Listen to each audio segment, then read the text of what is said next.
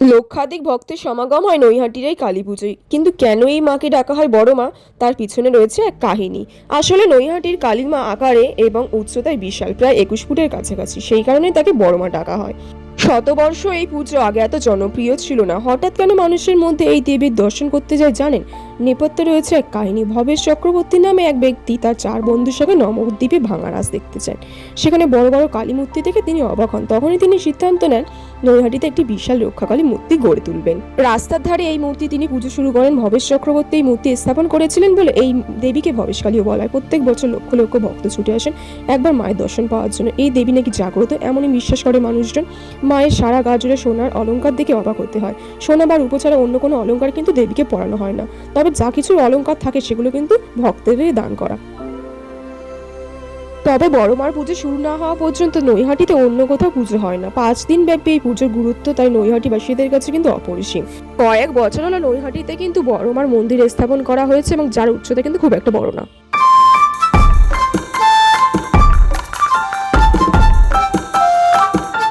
Hate shiny আবার একটা নতুন ব্লগে তোমাদেরকে ওয়েলকাম।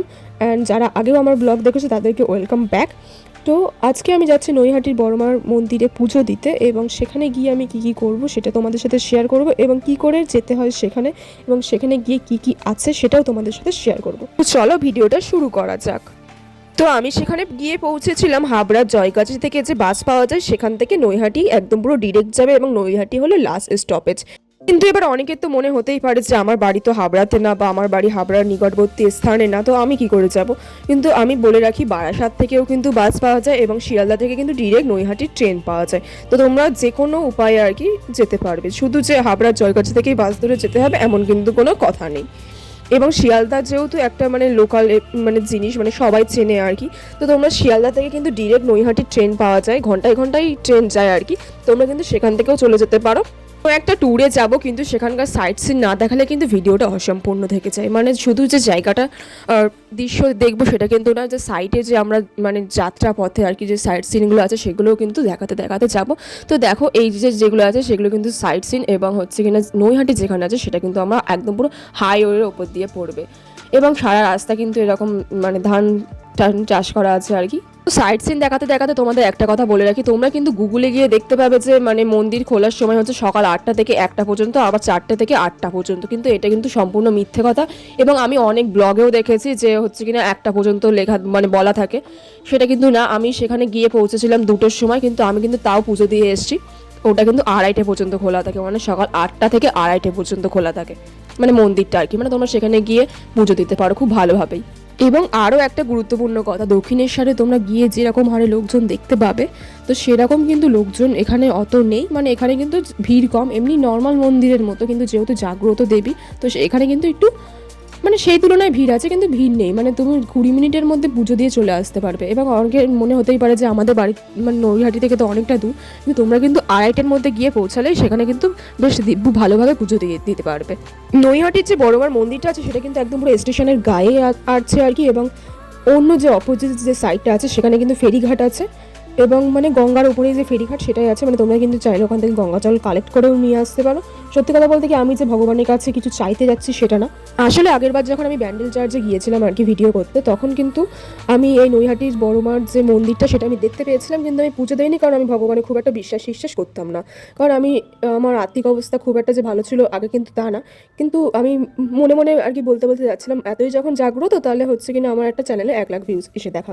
তো সেই দিনই আমার একটা চ্যানেলে হচ্ছে কিনা 5 লাখ ভিউজ এসেছিলো, এবং তার কিছুদিনের মধ্যেই 1.5 কোটি ভিউজ এসেছিলো, এবং আরও অনেক 40 লক্ষ এমনি মিলিয়ন্সে অনেক ভিউজ গিয়েছে আর কি।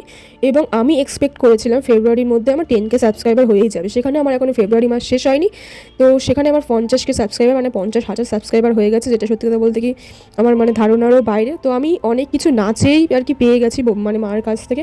তো তাই জন্য আমার মনে হলো যে যাই গিয়ে একটু পুজো দিয়ে আসি, ঋণটা শোধ করে আসি। যদিও আমি কোনো ঋণ করিনি, তবুও আমার যেন একটা গিল্টি ফিল হচ্ছিলো। তো যাই হোক, শেষ পর্যন্ত আমি নৈহাটি যে স্টেশন আছে সেখানে কিন্তু এসেই পৌঁছেছি, এবং স্টেশনের কিন্তু পাশেই আর কি কালী মার যে মন্দিরটা আছে সেটা কিন্তু একদম পাশেই, মানে দেখা যাচ্ছে যে ওখান থেকে মন্দিরটা আছে।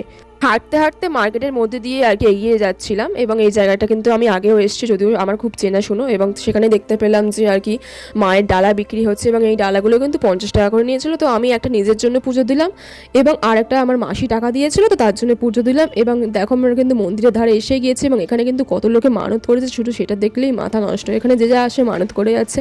আমার যেটা মনে হলো, যখন মানুষের খুব খারাপ সময় চলে আসে তখন কিন্তু বড় মার কাছে তারা আসে, নাহলে কিন্তু এত মানে আর কি মানদের হতো না। এবং বড় মার এখানে কিন্তু যে খুব একটা ভিড় হয় তা কিন্তু না, মানে দক্ষিণেশ্বরে যেমন প্রচণ্ড ভিড় হয় এখানে কিন্তু খুব একটা ভিড় হয় না। লাইন দেখেই বুঝতে পারছো একদম মানে খালি আর কি। তো আমি তো লাইনে দাঁড়িয়েছিলাম এবং এটা কিন্তু 7বার আর কি ঘুরে টুরে, তো 7বার ঘুরে না, মানে লাইন যাতে লোকে গ্যাঞ্জাম না হয়, তো এরকম একটা রেলিং মতো করেছিল। এটা কিন্তু তারাপীঠেও আছে। তো এখানে যদিও লোকজন বলছিল যে ভিডিও ক্যামেরা করা অ্যালাউ না, বা সামনে কিছু ভিডিও ক্যামেরা করা অ্যালাউ না, এবং লেখাও ছিল, এবং কিন্তু তাও দেখলাম সবাই ভিডিও ক্যামেরা করছিল। তো আমিও কেন বাদ যাবো, আমার তো এইটাই রুচি ভিডিও করাটাই। তো অবশেষে আমরা কিন্তু মায়ের দর্শন পেয়েছিলাম এবং এখানে কিন্তু মোটামুটি একটা ভিড় ছিল, যেমন আর কি জাগ্রত মন্দিরে থাকে, কিন্তু খুব একটা ভিড় ছিল না। এবং 3জন পুরোহিত মিলে আর কি নাম এবং গোত্র সহ পুজো দিচ্ছিল। দক্ষিণেশ্বরে যেমন ফুল ঠাকি আর কি পুজো দেওয়া হয় সেরকম কিন্তু না, এখানে যে মালাগুলো আছে সেগুলো আর কি নিয়ে নিচ্ছিল এবং বাদবাকি যে জিনিসগুলো আছে সেগুলো দিয়ে দিচ্ছিল। এবং কেউ যদি চায় এখানে আলতা সিঁদুর দিয়ে দিতে পারে মায়ের নামে আর কি, যদি কেউ মানত করা থাকে তো সেটা আর কি। এবং যে একটা সুতো মতো আছে সেটা কিন্তু এখানে বাঁধতে পারে যদি কেউ মানত করতে চায়।